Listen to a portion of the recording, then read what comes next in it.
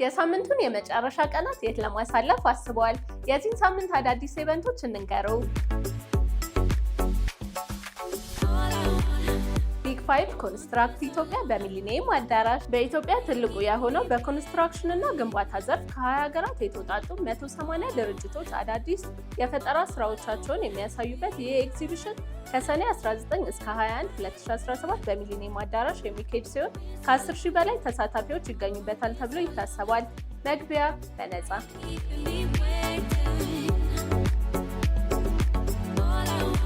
ቢትስ ኤንድ ቫይብስ በቬኑ ዌርሃውስ በከሴ ኢቨንትስ ኤንድ ፕሮጀክት ካታሊስት የተዘጋጀው ይህ ኢቨንት ቅዳሜ ሰኔ 21 2017 ከ10 ሰዓት ጀምሮ በሙዚቃ ምግብና መጠጦች ይዝናኑ፣ እንዲሁም 15,000 ብር የሚያሸልሙ ጌሞችን ይጫወቱ ይለውታል። መግቢያ በነፃ።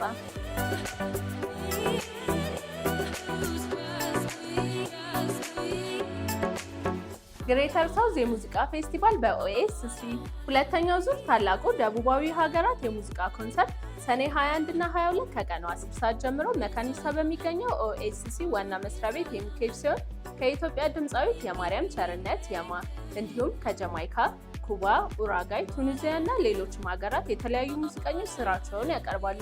መግቢያ በነፃ።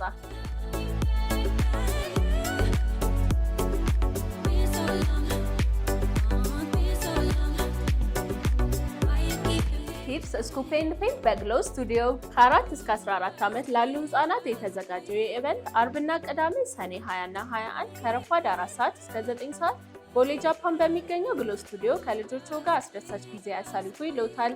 የመግቢያ ዋጋ 1,000 ብር ብቻ።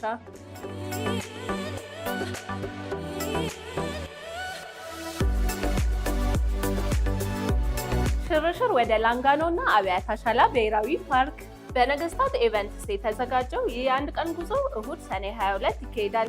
የጉዞ ዋጋ 3,000 ብር ሲሆን በፓኬጁም ትራንስፖርት፣ ምግብ፣ የፓርክና ሎጅ መግቢያ፣ አስጎብኝና ፎቶግራፍንም ያካትታል። መነሻ ቦታ ዋቢ ሸበሌ ሆቴል።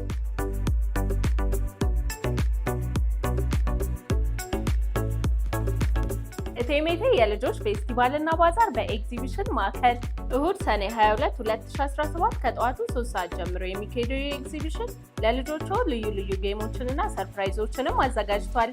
መግቢያ በነፃ።